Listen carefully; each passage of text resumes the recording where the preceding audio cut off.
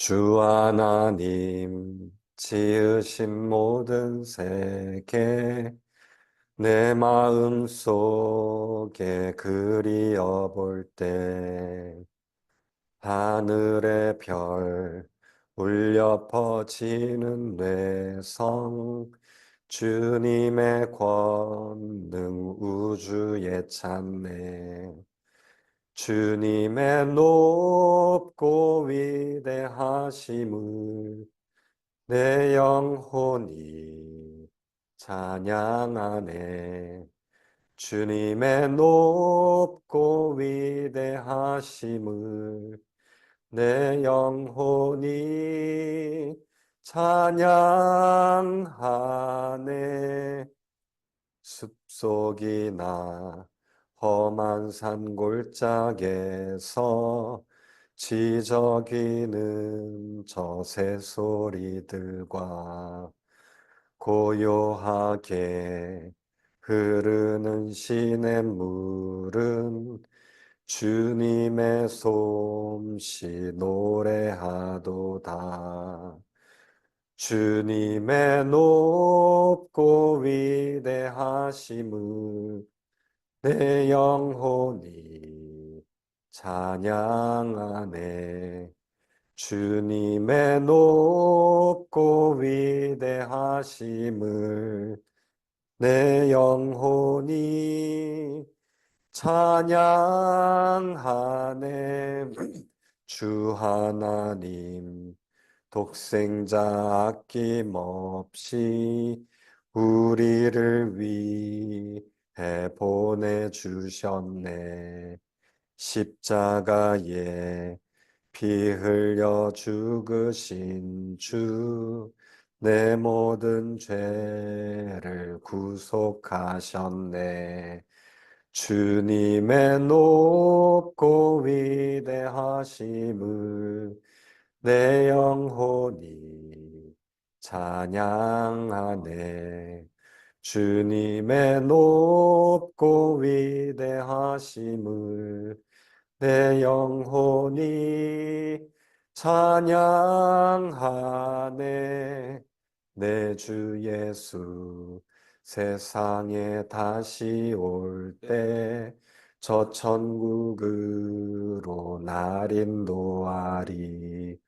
나 겸손히 엎드려 경배하며 영원히 주를 찬양하리라.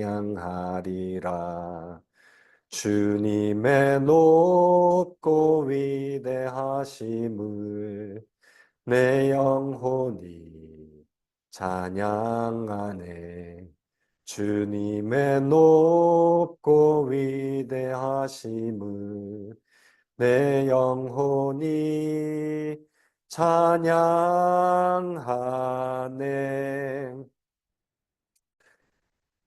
자, 요 아티클은 ICR, 미국 창조학회 Institute for Creation Research라고 하는 아주 유명한 미국 창조과학회 홈페이지에 나와 있는 액치 앤 팩트, 임팩트 저널에 있는 논문입니다. 그래서 Engineered Parallel Gene Code Defy Evolution, 이제 엔지니어드 된 기술적으로 뭔가 병렬, 유전자 암호. 이제 엔지니어가 이제 기술이라는 뜻을 갖고 있는데, 엔지니어드라고 하면은 이게 기술력을 이용해서 뭔가 보존시킨 뭐 이런 의미를 갖고 있다고 합니다. 그래서 보존되어 있는 유전자 암호는 진화를 부인한다. 병렬 유전자 암호. 뭐 이런 제목의 논문입니다. 요거는 이제 한국창조과학회 홈페이지에도 나와 있습니다. 진화론을 부정하는 유전자 내 병렬 유전 암호들 해서 2중, 3중 암호들이 무작위적 과정으로 우연히 생겨날 수 있을까? 여기 이제 한국창조과학회 자료실에 보면 지적설계 파트에 요 논문이 9월 25일자니까 한 2주밖에 안 된 번역된 논문입니다. 그래서 이 논문을 가지고 같이 한번 살펴보려고 합니다. 요걸 이제 제가 챗 GPT에 넣어서 요약을 해봤습니다. 요 유전자 코드의 복잡성과 이중암호에 관련된 연구 결과인데, 요 내용은 진화론적 설명을 비판하며 창조주 설계를 주장하는 내용이다. 크게 이제 이중암호의 발견이 됐다. 유전자 영역에 이중암호가 있다는 걸 발견했는데, 이것은 코돈, 뭐 이제 암호가 퇴보된다라고 주장했던 진화론자들이 예전에 주장했던 이론을 반박한다. 이 암호가 실은 퇴보된 게 아니라, 쓸데없는 암호를 만들어낸 게 아니라, 이런 이제 이중암호, 삼중암호는 더 어떤 지적인 존재가 있어야지만이 복잡한 암호를 만들 수 있기 때문에 어, 이것은 태보가 아니다. 그리고 이 이중암호, 삼중암호에 대한 메커니즘들이 아주 중요한 단백질의 어떤 구조를 만들어내고 또 모양을 만들어내는데 조절하는 아주 중요한 암호이기 때문에 퇴보가 아니다. 반박하고 있더라고 하고요. 또 세 번째로 요약한 것은 이런 복잡한 유전자 코드의 구조를 갖고 있다는 것은 진화론적으로 설명할 수 없는 복잡성을 갖고 있다. 또 전사 및 번역을 조절하고 있다. 요 세 번째 염기에 대해서 좀 강조를 하고 있는데, 코돈의 세 번째 염기는 전사를 조절한다. 또 번역을 조절한다. 이것은 정교한 시스템이다. 고도로 정교한 시스템이다. 우연이 아니다. 결론은 창조주가 설계했다라는 것으로만 설명이 가능하다. 읽어야지, 읽으면서 설명을 해야지 더 정확할 것 같아서 제가 이제 이 아티클을 같이 읽으면서 설명을 하도록 하겠습니다. 이 앞에 부분은 아까 요약한 거고요. 이제 제프리 박사가 쓴 글을 한번 제가 읽으면서 간략하게 설명을 하도록 하겠습니다. 지난 10년 이상 동안 연구자들은 유전자의 단백질 암호를 갖고 있는 동일한 부분에서 이전에 숨겨져 있던 새로운 유전 암호를 발견해냈는데, 이러한 이중 암호의 존재는 모든 자연주의적 설명을 완전히 기각시키는 것이다. 동일한 선형의 유전 정보 서열에 다른 명령어로 여러 프로그래밍 언어들이 인코딩, 즉 암호화되어 있는 것은 초자연적 공학의 진정한 증거이며, 이는 모든 능력과 지혜를 갖고 계시는 창조주가 계심을 가리키는 것이다. 이게 이제 아마 서론 부분입니다. 그래서 여기서 이제 요약하고 있죠. 유전자의 암호, 유전자가 암호죠. 무엇의 암호냐면은 단백질을 만들어내는 암호. 그래서 유전자는 실은 단백질을 만들어내는 코드라고 이제 이야기하는데, 코드가 이제 암호잖아요. 근데 이제 뒤에도 나오지만 특히 유전자는 DNA 세 개가 하나의 단위가 됩니다. 암호 단위. 그걸 뭐라고 하냐면 혹시 아세요? 코돈이라고 합니다. 코돈이라고 해서 여기 보면은 여기 이제 뒤에 나옵니다. 코돈이라고 불리는 것. 세 개의 연속된. 우리가 기본적인 지식이 없어도 여기에서 이제 요 제프리 박사는 기초부터 이렇게 잘 설명을 해주면서 또 학술 논문도 이렇게 같이 연결돼 있어서 부담 갖지 않고 같이 이렇게 보시면 됩니다.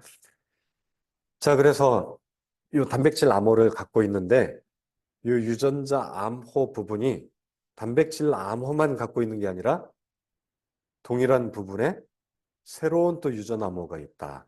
단백질 암호만 있는 게 아니라 그 아까 전에 코돈이라고 뭐 ATG 뭐 이게 예전에 ATG가 실은 어 단백질 메사이오닌이라고 하는 아미노산을 암호화하는 이제 부위였는데, 그게 실은 예를 들면 메사이온이라는 아미노산만 만들라는 암호가 아니라 유전자를 발현시키거나 이렇게 딱 스위치 오프 시키는 또 다른 어떤 전사인자가 붙는 그 암호다. 그걸 발견했다라는 거예요. 같은 글자인데, 같은 글자인데 이게 여러 가지 뜻이 있다는 걸 발견했다라는 것입니다. 이것은 우리 한글에서도 비슷한 예가 있는데, 예를 들면 우리가 이제 여기 보면은 밤나무가 있거든요. 저 뒤에. 먹는 밤도 있지만 우리가 이제 어두워지면 오는 시간적인 밤도 밤이라고 하잖아요. 같은 단어인데 의미가 이제 여러 개로 쓰일 때가 있잖아요. 지금 그 얘기하는 거예요. 같은 ATG인데 어떨 때는 단백질 만드는 암호였다가 어떨 때는 단백질 암호만 만드는 게 아니라 어떤 유전자의 부위를 이제 발현시키라는 어떤 또 다른 암호를 갖고 있다.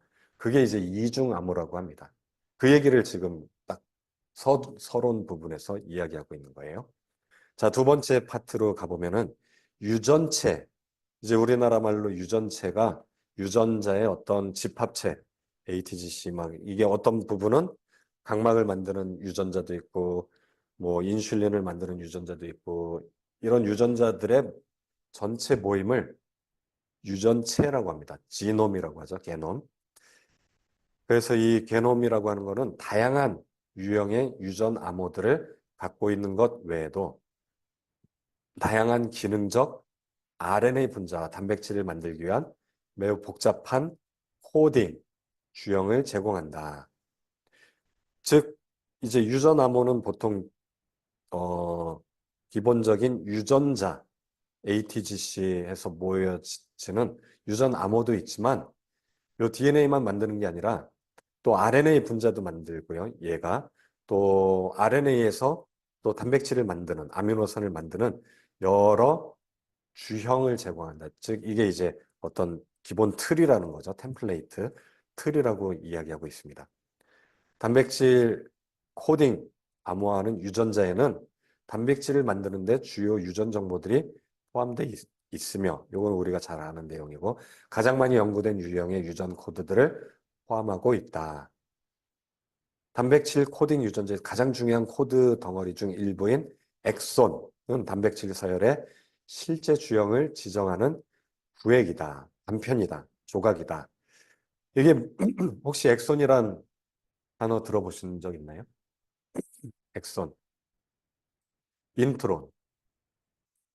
인트론 들어봤어요? 엑손과 인트론은 이제 유전자 DNA라고 하는 그 부위에 한 영역을 엑손이라고 하고 다른 한 영역을 인트론 이게 교대로 나타납니다. 엑손, 인트론, 엑손, 인트론. PPT로 잠깐 넘어가 볼게요.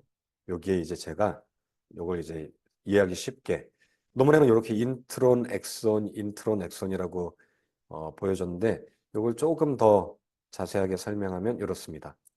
DNA라고 하는 것 AGTC, AGTC, TTT, GGG 이렇게 쭉 우리 몸에 유전체 아까 크로모솜이라고 하는 게놈의 일부 부분 쫙 펼치면은 요게 이제 나오거든요.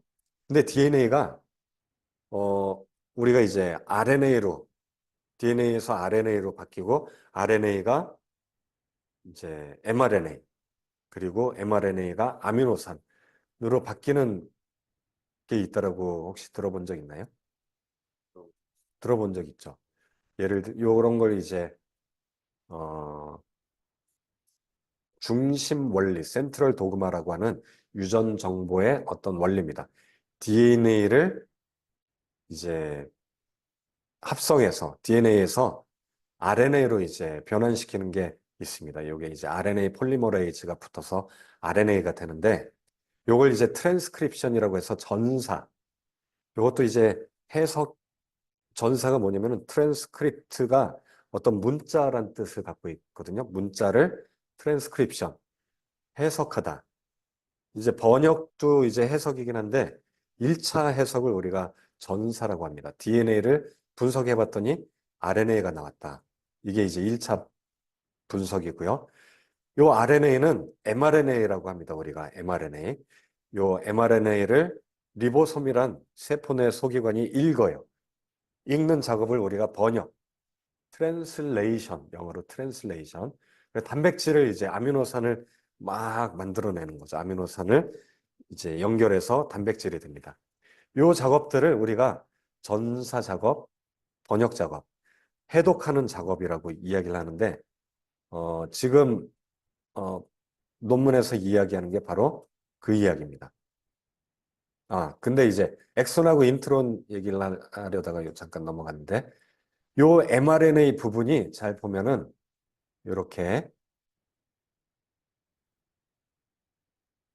mRNA 부분 보면은 DNA를 읽어서 mRNA가 나오는 거거든요.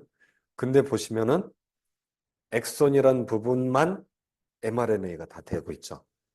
엑손만 다 붙었고 인트론은 잘려서 나갔어요. 그래서 학자들이 저거 쓸모없는 유전자인가 보다 인트로는 안에 있는 거고 엑손은 밖으로 이제 발현시키는 부위다 해서 엑손이라고 하고 얘는 그냥 잘려서 그냥 세포 내에 돌아다녀요.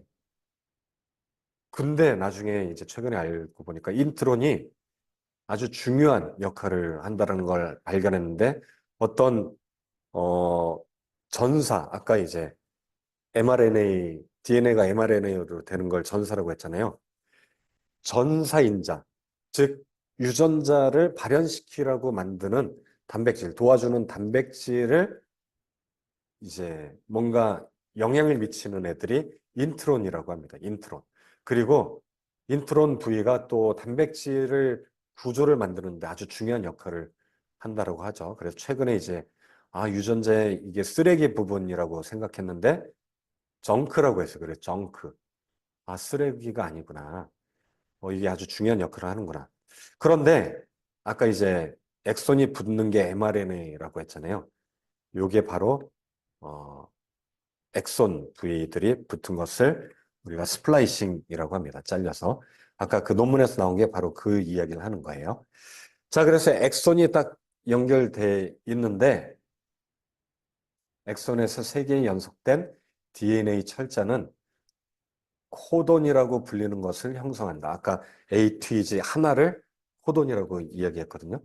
각 코돈은 특정 아미노산에 해당하는 암호를 갖고 있다. 요게 이제 제가 그 PPT에서 조금 부연 설명하는 게 요거예요. ACC, AAA. 요게 이제 RNA에서는 UGG로 읽고 UUU. 대비되는 거예요, 서로. 그래서 보면은 여기 이제 요게 U가 나왔다는 건 요건 RNA거든요. 첫 번째, 두 번째, 세 번째. 여기서 이제 UUU는 페닐알라닌, 그리고 UUA는 류신. 세 개가 기본 어떤 아미노산을 만드는 프롤린, 세린. 아까 그 ATG가 제가 메사이오닌이라고 하는 아미노산 시작을 나타냅니다. T가 이제 U로 바뀌어요. RNA에서는 AUG 메사이오닌이란 어, 아미노산을 만드는 암호. 요걸 이제 우리가 뭐라고 하냐면은 코돈이라고 합니다. 코돈. 하나의 단위를 코돈이라고 하는데 다시 논문으로 돌아가 볼게요. 이 코돈이라는 것이 각각에 해당하는 암호를 갖고 있다. 유전자의 긴 코돈 세트는 단백질을 만드는 정보가 포함되어 있는데 리보솜을 통해서 조립된다. 유전자의 RNA 사본을 만든다. 이렇게 이야기하고 있습니다. 유전 암호가 해독되었던 분자 생물학 초기에는 코돈은 중복성을 갖고 있다. 왜냐하면 코돈은 61개. 아까 PPT에서도 보지만 굉장히 많잖아요. 이게 보면은 하나, 둘, 셋, 넷, 다섯, 여섯, 일곱, 여덟. 이걸 다 세보면은 64개. 4 곱하기 4 곱하기 4. 4. 64개로 되어 있죠. 그런데 스탑 코돈이 중복돼요. 스탑 UAA, UAG, UGA. 얘네들은 같은 이제 아미노산이 없어요. 스탑, 멈춰라. 그냥 멈추라는 마침표인 거예요. 우리나라의 말, 뭐, 했습니다. 이런 건 음절이 있지만 마지막 점표는 음절이 없잖아요. 그래서 얘도 마찬가지. 유전암호 UAA, UGA, UAG는 아무런 걸 이렇게 암호하지 않아요. 그래서 스탑. 얘는 스탑이다. 이렇게 하는 거죠. 그러면 61개나 있잖아요. 그런데 아미노산은 총 20개밖에 없습니다. 20종류. 아미노산 종류는 20종류밖에 없어요. 그래서 이게 중복된다. 아까 보면 프롤린 같은 경우는 CCU, CCC, CCA. CCG 네 개가 다 프롤린이에요. 아, 이거 너무 소모적이다. 중복 너무 이게 쓸데없이 많이 만든 거 아니냐. 암호를 굳이 이렇게 많이 만들 필요가 있을까? 이 학자들은 그렇게 생각을 했습니다. 글라이신도 코돈이 네 개가 다 글라이신이라고 하니까. 그래서 잘 보면은 요 앞에 두 개는 다 똑같죠. GG. GG가 원래 굿게임. 게임 끝나면 GG 하긴 하는데, 그거랑은 좀 상관없고, 뒤에 U, C, A, G에 따라서 다른 아미노산이 안 되고, 모두 글라이신이 되니까, 아, 이거 세 번째 요 암호, 요 부위는, 야, 이거는 염기의 변이를 동요, 워블이라고 이제 불렀다라고 합니다. 워블. 이게 서로 다른데도 다 같은 걸 이제 하니까 이건 거품이야. 아, 이거는 쓸데없는 거품이다. 워블, 버블. 우리 버블처럼 워블은 동요한다. 라고 해서, 아, 이거는, 어, 필요 없는 부위구나. 이렇게 이제 워블이라고 이야기를 했습니다. 그런데 이것에 대해서 알지 못한 것이어서 퇴보, 유전 암호의 퇴보라고 이렇게 주장을 했어요. 즉 지정된 아미노산에 대한 모든 다른 코돈 변이체들이 기능적으로 동등하다. 이건 다 똑같은 글라이신이다라고 가정했다고 합니다. 최근의 과학자들은 단백질을 코딩하는 유전자 영역에 단백질을 만들기 전에 세포 기계에 RNA 전사체를 조절하고 처리하는 방법을 알려주는 코돈 외에 미스테리한 신호가 있다고 믿게 되었다. 연구자들은 원래 이러한 조절 코드와 코돈을 포함하는 단백질 템플릿 코드가 서로 독립적으로 작동한다고 생각했지만 더 이상 그렇게 생각하지 않게 되었는데 이러한 코드는 동료 염기 내에 내장되어 있기 때문이다. 동료, 아까 워블 그 염기가 세 번째 자리에 있는 거거든요. 세 번째. 요 세 번째 자리에 있는 게 아주 중요하다는 걸 이제 이야기합니다. 어, 자, 그래서 이중 암호가 발견됐다. 전사인자, 트랜스크립션 팩터들은 조절 부위라고 불리는 특정 부위의 유전자 안팎에 결합하여 유전자를 켜고 얼마나 빨리 작동해야 하는지, 얼마의 양으로 생성물을 생산해야 되는지를 조절하는 특수 단백질 기계들이다. 이게 뭐냐면 전사인자. 아까 전사가 뭐라고 했냐면은 DNA가 RNA로 이제 번역이 되는 걸 우리가 전사라고 하거든요. 즉, 유전자가 뭔가 이제 발현되기 시작하는 유전자가 이제 나중에 단백질로 되기 위해서 아주, 어, 얘가 이제 번역이 돼야 시작이 되니까 중요한 인자입니다. 전사인자. 전사인자는 단백질이에요.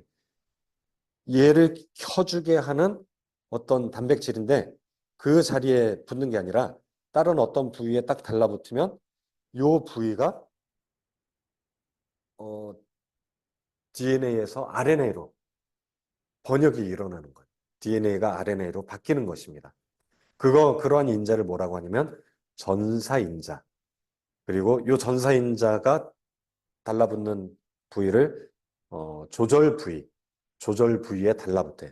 근데 그 조절 부위가 어디냐면은 아까 코돈, ATG, 뭐 AAA, GGG라고 하는 그 코돈에 달라붙는다라는 거예요.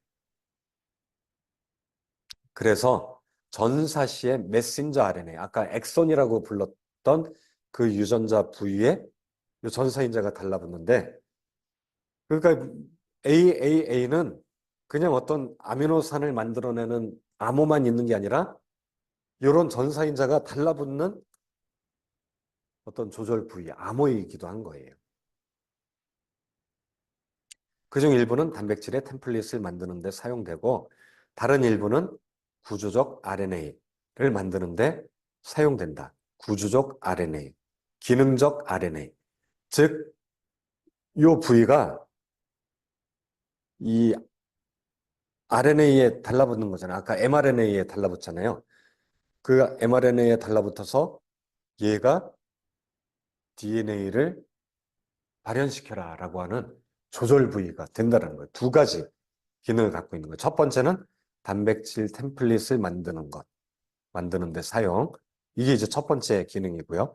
두 번째는 기능적 RNA를 만드는 데 사용. 이 기능적 RNA는 DNA에서 mRNA로 발현시키라는 어떤 암호인 거예요. 그 부위가 이제 mRNA 부위이기 때문에 기능적 RNA라고 표시를 했습니다. 기능적 RNA를 만드는 데 사용된다. 자, 그래서 이렇게 이제 두 가지 암호가 있다라는 것을 발견한 거예요. 2014년 요 연구 논문에서 발견을 합니다. 요 연구 논문이 뭐냐면은 여기 이제 제가 링크를 걸어 놨는데 어 요게 바로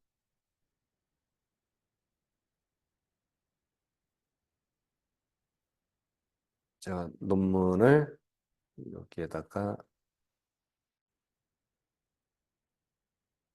참고 논문 첫 번째 논문이 요거예요. 엑손 트랜스크립션 팩터 바인딩 다이렉트 코돈 초이스 앤 어펙트 프로테인 에볼루션.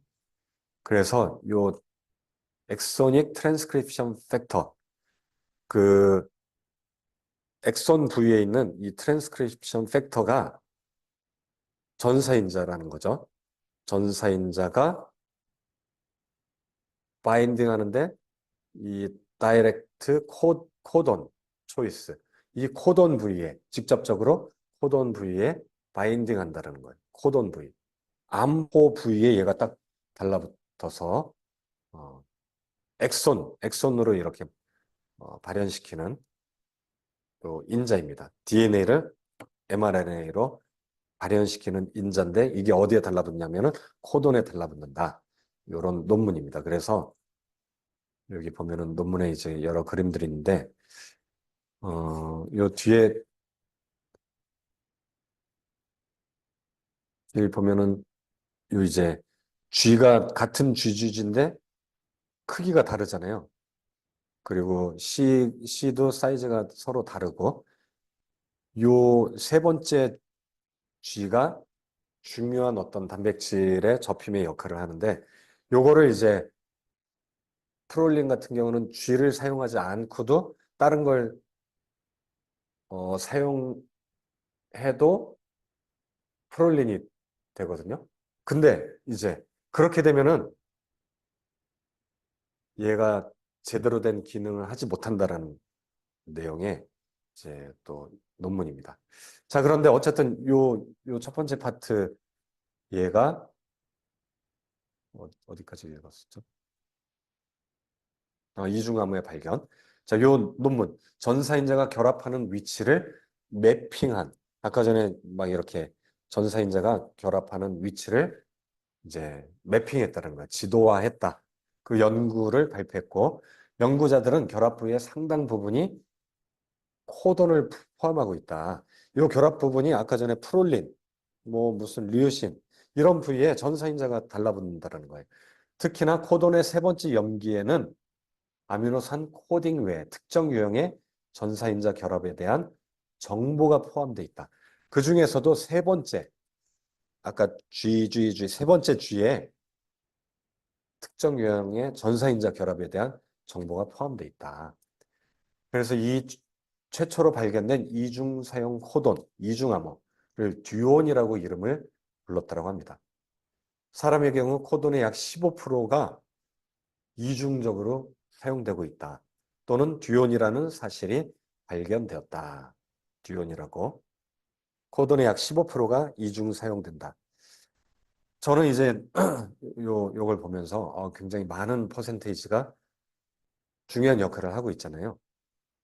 우리 언어에도 이런 이중적인 의미를 갖고 있는 언어들이 상당히 많은데 그거보다 더 많은 것 같고 성경에도 이 성경이랑 저도 비교해 보니까 예수님의 십자가 사건이 저는 이 이중암호라고 생각해요.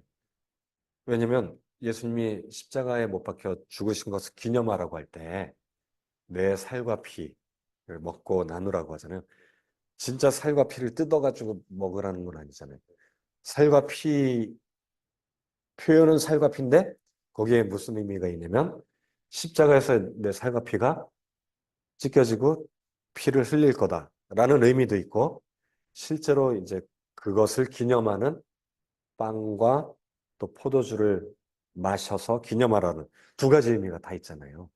십자가 사건 가운데 예수님이 우리를 위해서 십자가에서 돌아가신 것과 또 성만찬을 통해서 우리가 그것을 기념하는 이중 의미를 갖고 있는 것처럼 요 듀온이 그런 비유적으로 봤을 때 그런 사실을 비교해 볼 수 있다. 이렇게 생각해 봤습니다. 연구는 엑손의 여러 개의 중복 또는 병렬 암호가 존재할 뿐만 아니라 이러한 암호가 실제로 개별적으로 또는 함께 작동한다는 것을 보여주었다. 아까 이제 뭐 어떤 한 부위도 있었지만 여러 부위들이 동시에 이게 이중 암호가 될 수 있다. 한 세트의 코돈이 단백질 아미노산 순서를 지정하고 있으면서 동일한 DNA 철자, DNA 이 문자의 정보는 시퀀스는 연결 순서는 단백질을 코딩하는 RNA 전사체를 만들기에 필요한 세포 기계가 유전자에 결합해야 하는 위치를 지정하고 있다. 전사인자가 결합하는 위치를 지정. 이게 아주 중요한 요 암호의 역할입니다. 유전암호의 역할. 원래는 단백질을 만드는 정보였었는데 전사인자가 유전자에 결합해야 하는 위치를 또 지정해주고 있다. 유전자에 결합해야 하는 위치를. 그걸 보고선 이 전사인자는 거기에 딱 결합하면서 어디에 가서 발현시켜라. 요걸 이제 알려준다라는 거죠. 자, 그래서 연구자들은 이러한 놀라운 발견을 요약하면서 우리의 결과는 엑손 내 아미노산 암호와 동시에 조절 정보 계속 반복되고 있는 거예요. 아미노산 암호, 첫 번째가 아미노산 암호, 첫 번째 암호는 두 번째는 조절 정보, 조절 암호가 숨겨져 있다는 거예요. 조절시키는 유전자를 발현시키라는 어떤 부위에 가라라고 하는 조절 정보가 있다. 고도로 복잡한 유전자의 주요 기능적 특성을 나타낸다며 수신된 유전자 암호의 정보 구축은 추가 정보의 중첩에 최적화되어 있다고 말했다. 자, 이렇게 이제 아주 중요한 두 가지의 암호가 있다는 것을 발견하게 됩니다. 그러면서 이중 코돈 암호 및 번역의 일시 중지란 이제 소주제를 또 이야기하는데 리보솜을 사용해서 단백질을 만드는데 유전자의 mRNA 전사체의 사본이 사용되는데 단백질이 생성되고 리보솜 터널과 같은 구조에서 나오면서 주기적인 중지가 발생하는 것을 알게 됐다는 거예요. 그게 뭐냐면은 여기 보면 리보솜에서 요 mRNA를 읽어서 아미노산들이 막 달라붙어서 발현이 되거든요. 단백질이 만들어지는데 요게 이제 제가 요거 리보솜이 달라붙어서 요걸 읽어서 얘가 이제 아미노산이 막 달라붙는 거예요. 막 달라붙어서 뭐가 되냐면은 아미노산 연결 고리가 만들어지고 요게 이제 아미노산 고리들이 쭉 만들어지면 얘네들이 쭉 연결되면 이게 뭐가 되냐면 단백질. 아미노산이 쭉 연결되면 이걸 우리가 단백질이라고 이야기합니다. 리보솜에 붙어 있는 요 줄은 mRNA이고요. 요 아미노산을 가져오는 이제 입자는 tRNA입니다. tRNA. 자, 그래서 요런 근데 잘 보면은 중간에 갑자기 잠깐씩 멈춰요, 얘가. 아미노산을 만드는 게 중간중간 멈추게 되는데 요 멈춤이 아주 중요하다는 거예요. 일시적 중재가 발생하는데 특정 어떤 시퀀스, 어떤 순서 정보와 일시 중지 속도는 리보솜 조립 과정 중에 발생하는 단백질을 적절한 3차원 모양으로 점대해서 매우 중요하다. 이게 쉬지 않고 일해야 되는데 갑자기 만들다가 중간 멈췄다가 만들다가 중간에 잠깐 멈췄다가 만들다가 멈추거든요. 그러면 굉장히 속도가 느려지고 이거 효율이 떨어지는 걸로 우리가 생각할 수 있는데 그게 아니라 모양을 만드는데 중요한 역할을 한다는 거예요, 이게. 이제 막 중간중간 잠깐 쉬거든요. 그게 실은 모양을 잡는 데 역할을 하는 거예요. 이게 안 쉬면은 마구잡이로 만들어진다는 거예요. 근데 이 모양을 접게 하는데 일시 멈춤이라는 이것도 이제 어떤 시그널, 정보가 있어야 얘가 우리가 멈추잖아요. 그 정보가 어디 있냐면은 바로 세 번째 ATG라고 했을 때 그 세 번째 아까 GGG나 GGA나 GGT나 GGC나 다 같은 아미노산이라고 했지만 보통 한 가지를 주로 쓴다고 했잖아요. 그 주로 쓰는 거를 빼고 다른 걸 쓰면 더 빨리 만들어져. 쉬지 않아요. 근데 그 주로 쓰는 걸 딱 쓰면은 얘가 잠깐 쉬어요. 그게 있어야 이게 구조가 만들어진다. 다른 걸 써버리면 이것도 프롤린이고 저것도 프롤린이고 요 네 가지 다 프롤린이니까 그냥 아무거나 그냥 써도 되지 않냐? 아니라는 거예요. 주로 쓰는 게 있어요. 네 가지가 똑같지만 주로 쓰는 거를 써야지 단백질이 딱 제대로 된 모양을 만들어요.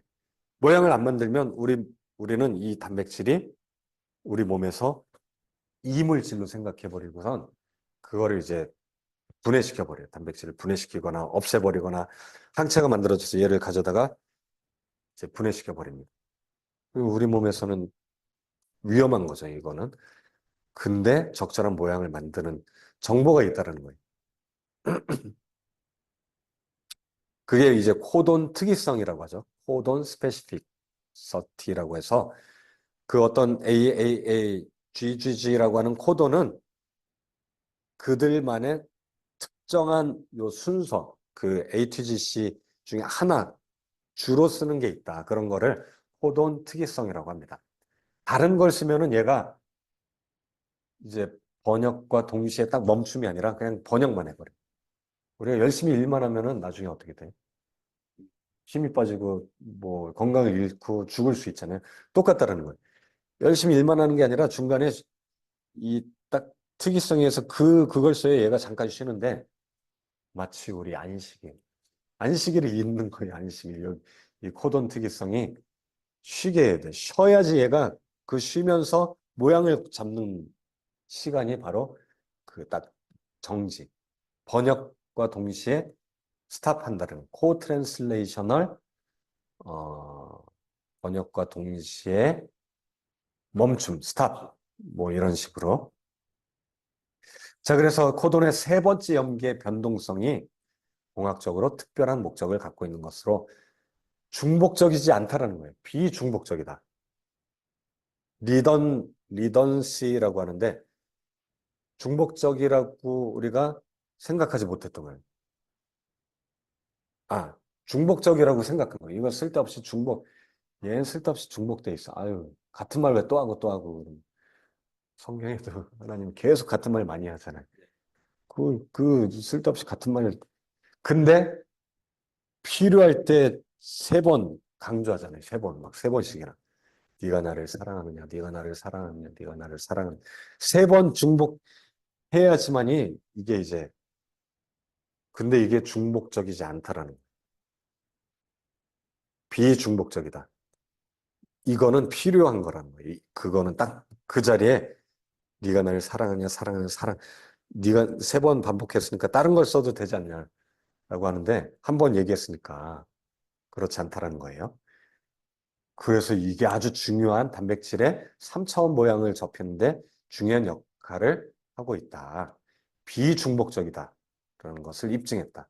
이 연구 논문, 첫 번째 논문이 한 거고, 두 번째 논문에서도 그걸 이제 이야기하고 있다라는 거예요. 그 두 번째 논문의 제목이 뭐라고 되어 있냐면은, 첫 번째는 아까 보여드렸고, 코돈 유세이지. 코돈이 주로 사용하는 것은 아주 중요하다는 거예요. 유전자의 발현 레벨. 발현한다는 거는 단백질을 만든다라는 거거든요. 유전자가 단백질을 만드는데 아주 중요하다. 세 번째는 두 번째 논문이 그 내용을 갖고 있다라는 것입니다. 자, 그래서 이게 이제 아주 중요한 어, 세 번째.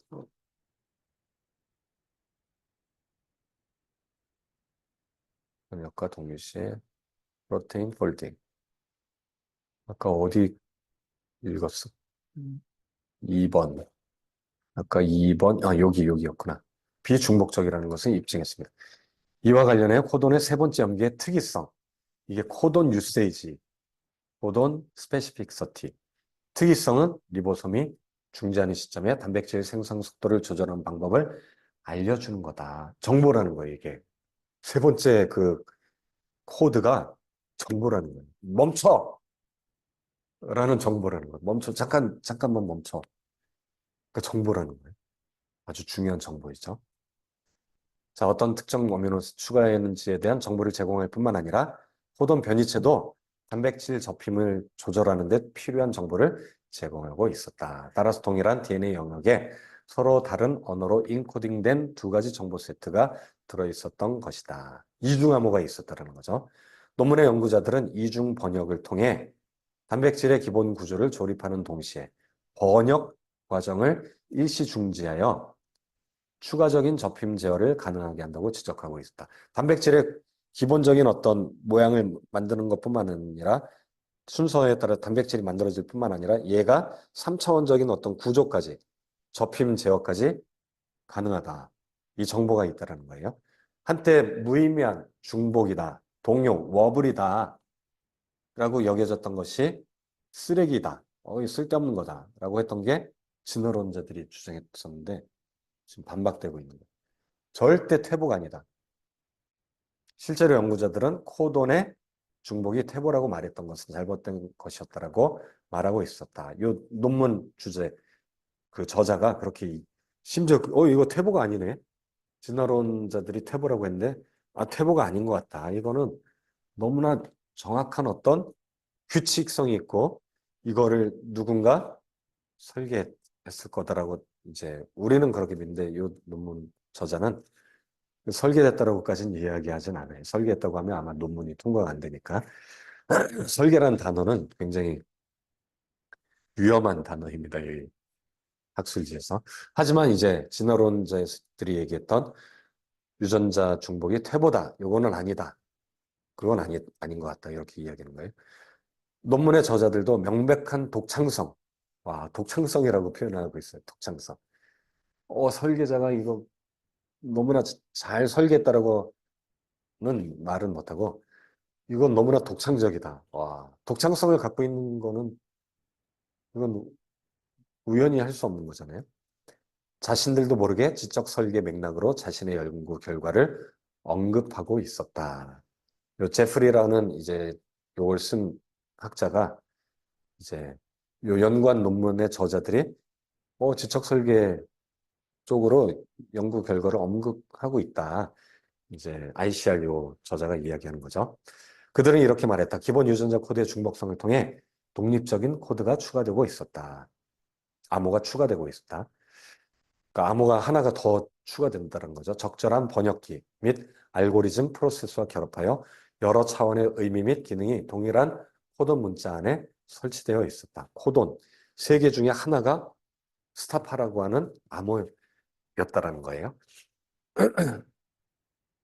이런 유형의 전문 용어는 본질적으로 매우 복잡하다. 그리고 해석적이다. 컴퓨터와 같은 어떤 설계된 공학적 기계를 표현하는데 사용되는 용어다. 지금 계속 코드, 번역, 알고리즘, 계속 이게 실은 우리 컴퓨터 언어잖아요. 컴퓨터 쓰는 단어들이잖아요. 그러니까 이거는 이 유전 정보, 유전자 언어, 우리가 정보라고도 표현하는데 이건 고도의 지성에 의해 설계되고 엔지니어링 된 것임을 가리키고 있는 것이다 라고 요 제프리 저자가 표현하고 있습니다. 자, 그래서 전사 속도를 조절하는 코돈 내 암호다.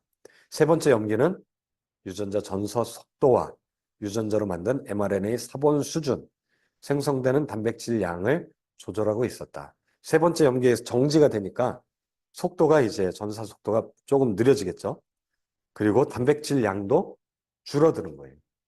근데 이 단백질 양을 조절을 해야지만이 필요한 수준의 단백질을 만들려고 하는 암호가 되는 거겠죠. 즉 유전자에 생성되는 mRNA 생산량은 이 코돈의 특정 염기 요 코돈에 따라서 관련돼 있다. 이게 만약에 정지 스탑하라는 게 많으면 양이 줄어들겠지. mRNA 생산량도 줄어들고 mRNA가 줄어들면 아미노산, 단백질 양도 줄어들겠죠. 이거는 염기서열, 코돈 특정 생산량이 염기서열과 관련돼 있다. 크루즈 컨트롤, 자동차에 크루즈 컨트롤이라는 기능이 있는데 그거 알아요? 모빌리티 전공이니까 알 텐데. 아, 그래? 운전 안 해봤지. 어. 어. 제 모닝 이제 2023년형 모닝을 저 어머니가 샀는데 그 운전해 보니까 크루즈 기능이 있더라고. 크루즈. 크루즈 기능을 누르면 내가 운전하는 속도로 계속 똑같게 가라는 이제 버튼이에요. 이제 자전거도 전기 자전거인데 전기 자전거에 크루즈 기능이 있어요. 그래서 이게 이제 자전거도 막 이거 버튼을 누르고 당겨야지 속도가 나는데 만약에 20km, 25km로 막 그냥 똑같은 속도로 가고 싶다. 크루즈 누르면 이걸 안 당겨도 조절 안 해도 그 속도로 그냥 계속 가는 기능이 있어요. 그게 이제 크루즈 컨트롤 메커니즘인데 얘가 속도를 조절하는 것처럼 유전자 이 전사가 조절되고 있다. 즉 아까 DNA에서 mRNA로 가는 게 조절돼 있다. 어디에? 세 번째 그 염기 코돈의 ATG의 세 번째 염기가 조절하고 있다라는 거예요. 유전자가 조절이 안 되면 이게 너무 많이 생성되거나 너무 또 적게 생성되면 문제가 생기는 거죠. 세포 기능 장애가 올 수도 있고 또 질병이 발생하거나 사망에 이르게 된다. 이 단백질이 너무 많이 발생되면은 예를 들면 인슐린을 적절하게 발현해야 되는데 너무 많으면 혈당이 너무 이제 떨어질 수도 있는 거죠. 혈당을 조절하는 거잖아요, 인슐린이. 자, 그래서 유전자 이 전사가 조절이 필요하다. 딱 적절한 조절이 돼야 되는데 유전자 요 코돈 안에 그게 있다라는 거예요. 그 암호가. 얘가 코돈이 단백질을 암호화하는 기능만 있는 게 아니라 전사의 속도를 조절한다. 전사를 제어한다. 유전자 안팎의 다른 많은 유형의 DNA 코드 외에도 유전자 안에 또 있지만 바깥에도 있기도 하고 아까 그 인트론이란 부분도 유전자 전사 속도를 조절할 수 있는 부위에 달라붙어서 조절해요. 그런데 세 번째 염기도 유전자 조절의 핵심적인 역할을 하는 것. 세 번째 염기. 지금 계속 세 번째 염기 계속 이야기했죠. 자, 또한 DNA가 감기저에 포장되는 히스톤 단백질의 특정 후상학적 표지는 전사시의 코돈 사용에 영향을 미치는 상호작용 메커니즘이었다. 이 히스톤 단백질도 마찬가지라는 거 예전에 이전 글에 설명했다. 요거에 대해서는 자세하게 여기서는 설명 안 하니까 넘어가도록 하겠습니다. 히스톤 후성 유전화 코드는 유전자의 특정 코돈과 상호작용을 한다. 히스톤 단백질이 유전자의 어떤 특정 부위에 달라붙어서 전사 속도를 전사를 잘 발현하게 즉 DNA가 mRNA로 가도록 도와준다. 히스톤 단백질이 그런 역할을 한다는 거예요. 야, 싸우지 마! 오우씨. 아까 저기 새끼 고양이 막 돌아다니던데 조그만 거 노란 거. 자, 하지만 이 연구를 발표한 과학자들에게 더욱 놀라운 사실은 유전체의 코돈 특이성과 사용은 완전히 다르게 영향을 미치지만 서로 연결돼 있다. 세포의 전사와 번역 두 과정에 영향을 미치고 있다. 코돈 사용은 번역 및 전사 과정 모두에 맞춰져 있고 코돈 정보는 전사를 억제하거나 활성화하는 데 사용되는 DNA 인자의 형태로 전사 기계에 의해 읽혀진다. 전사 인자, 아까 전사 단백질, 전사 인자가 단백질이라고 했는데 DNA에 달라붙어서 전사를 억제하거나 또는 활성화시키는 DNA 인자의 형태로 읽혀진다라고 되어 있습니다. 대부분의 알려진 전사 조절 인자는 프로모터 영역. 프로모터라고 하는 아까 그 mRNA 앞부분에 조절 영역이 있어요. 이게 이제 요 mRNA를 발현시켜라 라고 하는 부위가 있는데 여기에 달라붙는다는 거예요. 이 전사인자가. 근데 이 프로모터 영역에만 있는 게 아니라 이 전사인자가 중간에 그냥 mRNA 정보에도 달라붙는다는 거예요. 자, 그래서 코딩 서열도 전사 조절에 중요한 역할을 할 수 있음을 보여준다. 자, 번역 속도를 조절하는 코돈 내 암호. 계속 반복되고 있는 거예요. 속도를 조절하는 암호. mRNA로 복사될 때, 유전자가 mRNA로 될 때 전사율에 영향을 미칠 뿐만 아니라 번역 속도에도 영향을 미친다. 2018년 연구자들은 리보솜 기계에서 단백질 생성 속도를 제어하는 또 다른 중복 코돈 암호 세트를 보고했다. 이 연구는 코돈의 세 번째 염기에 있는 한 추가 암호가 세포의 단백질 생산의 전반적인 효율성과 관련이 있음을 보여주었다. 지금 계속 세 번째 염기에 대해서 또 이야기하는 거죠.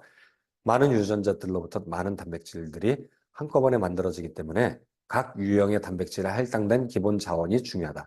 이런 기본 자원 중에 하나는 전달, 트랜스퍼 RNA 또는 tRNA라고 불려지는데 이 전달 RNA는 일반적으로 76에서 90개의 뉴클레오티드 RNA로 구성된 특수 어댑터 분자로 mRNA와 단백질의 아미노산 서열 사이에 물리적 연결을 한다. 아까 잠깐 보여드렸었죠. 요 tRNA. 이렇게 이제 십자가 모양으로 돼 있어요. tRNA가. 이 십자가가 mRNA랑 아미노산을 연결해 준다는 거예요. 자, 그래서 어, 십자가의 역할을 이런 역할을 하는데 얘가 물리적 역할, mRNA와 단백질 아미노산 사이에 물리적 역할을 한다. 아미노산을 단백질 합성 기계인 리보솜에 전달함으로써 이를 수행하는데 tRNA에 코돈 부위가 있어서 안티코돈 부위가 코돈, 안티는 반대라는 뜻이에요. 반대 부위가 그 코돈에 딱 달라붙게 되겠죠. 그러면 mRNA에 코돈이 보완되면 mRNA 코드를 기반으로 리보솜에서 단백질 합성이 가능해진다. 이윤자점이 어디 갖다 나온 여러 제품들을 만드는 공장과 마찬가지로 모든 조립 라인에는 정확한 부품들이 꾸준히 공급되어야 한다. 이와 관련된 프로세스는 완벽하게 조율되어야 한다. tRNA는 단백질이 합성될 때 리보솜에 정확한 아미노산을 제공하는 단백질 조립 과정의 핵심 부품이다. 이러한 복잡한 조정과 자원 분포는 코돈의 세 번째 염기에 영향을 받는다. 세 번째 염기에 오게 하는 tRNA가 갖고 오기 때문에 TNA를 지금 이야기하는 것 같아요. 이러한 복잡한 조정과 자원 분포는 코돈의 세 번째 염기에 영향을 받는데 따라서 코돈의 세 번째 염기는 정확한 양의 지정된 단백질을 생성하기 위해 정확하게 코딩되어야 하고 미세 조정돼야 된다. 그러니까 tRNA의 양이 지정된다는 거예요. 정확한 양. 그리고 요 코돈의 세 번째 염기에 따라서 단백질 양이 정해지기 때문에 정확하게 이 tRNA 부품이 딱 있어야 된다는 거예요. 이게 많아지면 어떻게 될까요? 단백질량이 많아지게 되고 문제가 생길 수 있다는 또는 적어지면 또 적어지고 이 tRNA 부품도 아주 중요하다. 빠른 번역 속도를 위해 최적의 코돈을 사용하는 반면 저수준으로 발현되는 유전자는 단백질 조립 과정을 제한하거나 하향 조절하는 코돈을 사용한다.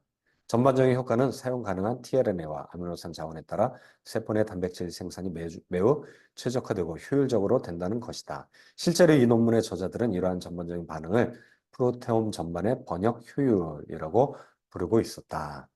번역 속도에 영향을 미친다는 거죠. 자, 마지막으로 결론입니다.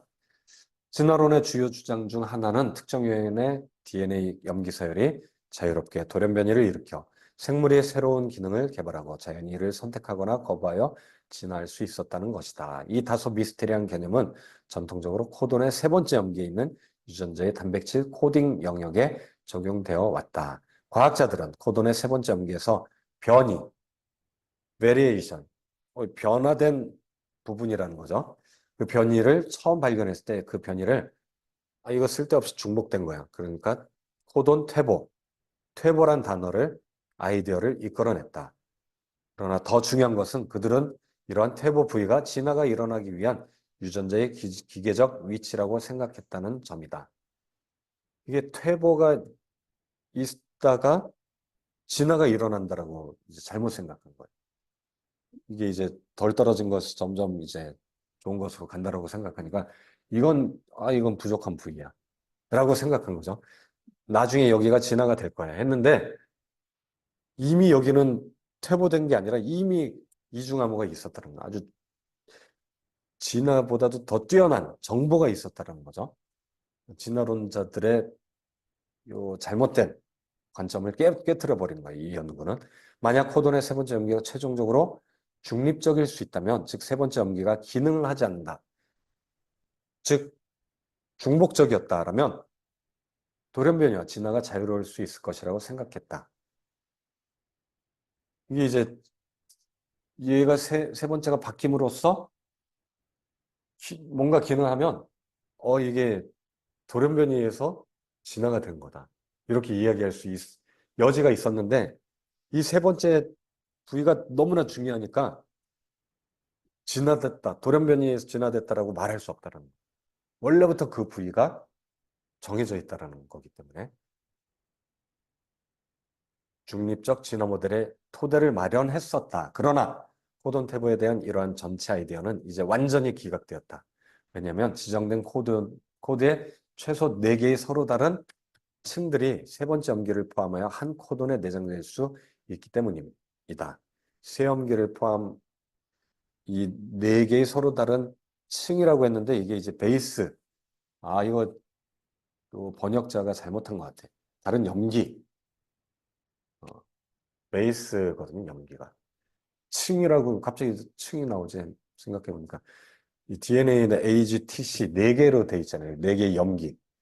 염기들이 세 번째 염기를 포함하여 세 번째 염기를 포함해서 한 코돈에 내장될 수 있기 때문에 4개 서로 다른 4개의 코드가 나올 수 있다는 걸 얘기하는 거예요. 근데 세 번째 염기에서 실제로 돌연변이가 발생한다면 암호가 파괴되니까 이거는 잘못된 거야. 진화가 아니야. 진화로는 이게 돌연변이가 발생해서 새로운 암호가 나오는 거다라고 생각하는데 암호가 파괴된다는 실제 단백질이 안 만들어지니까 이는 해로울 것이므로 돌연변이를 용납하지 않을 것이다.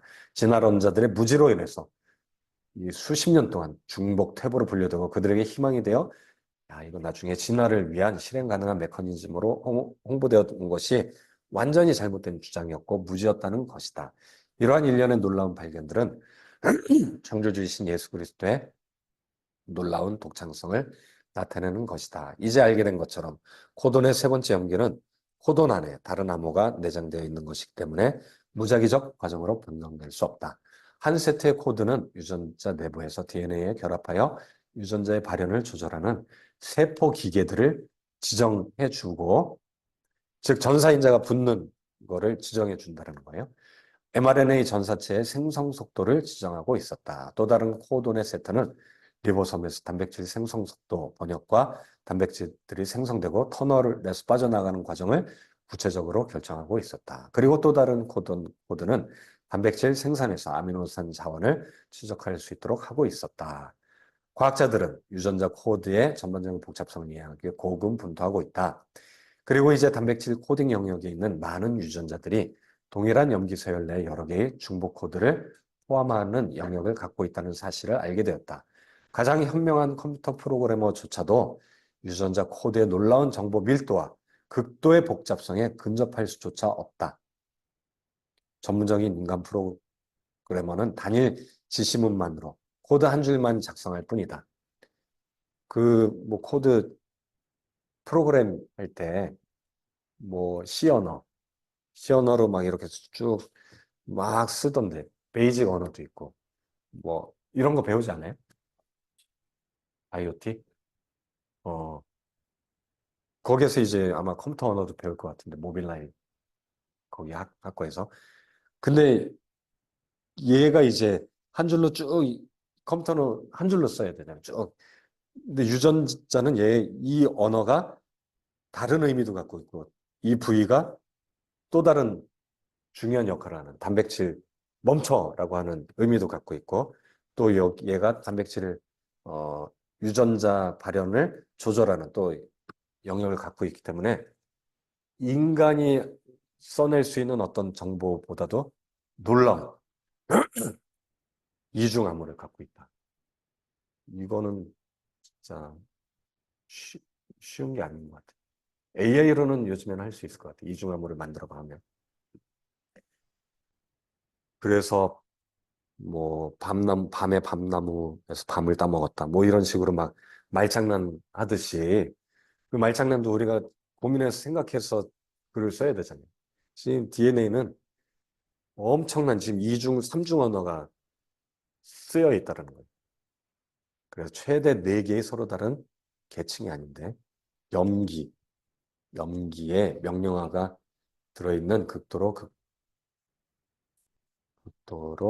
복잡한 유전자 코드에 대한 합리적 설명은 초월적 지혜와 능력의 창조주가 계심을 가리키는 것이다.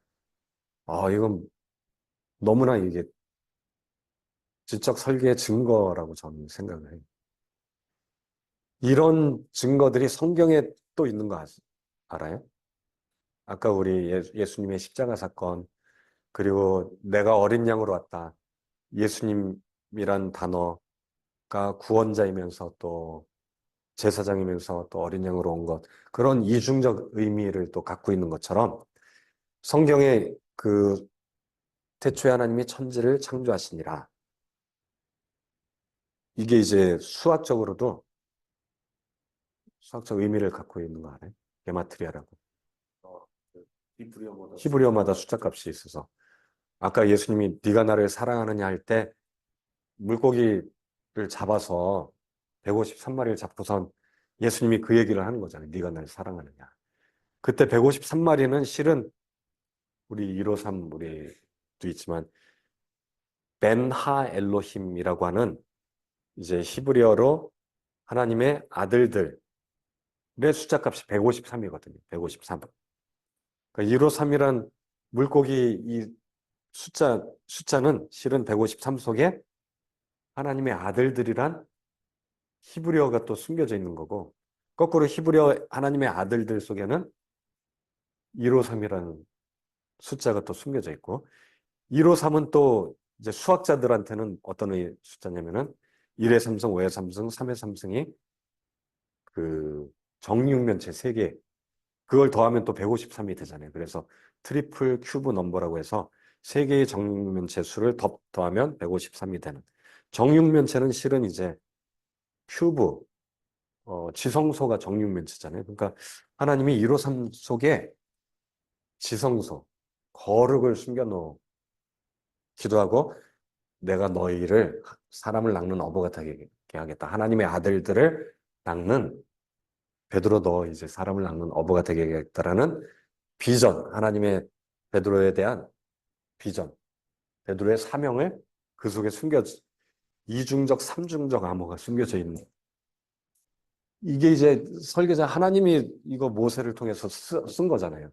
하나님이니까 이렇게 삼중 암호, 사중 암호가 있는 것처럼 유전자도 지금 이중, 삼중 암호가 있다는 거는 우리조차도 이중 암호나 간신히 아까 밤이 아니면 눈에 눈이 들어가가지고 눈탱이가 밤탱이가 됐다 막 눈과 하늘에서 내리는 눈 이중 암호잖아요. 그게 그 정도 수준밖에 안 되는데 하나님의 성경 말씀 속에는 이중, 삼중 언어들이 너무나 곳곳에 많이 있다.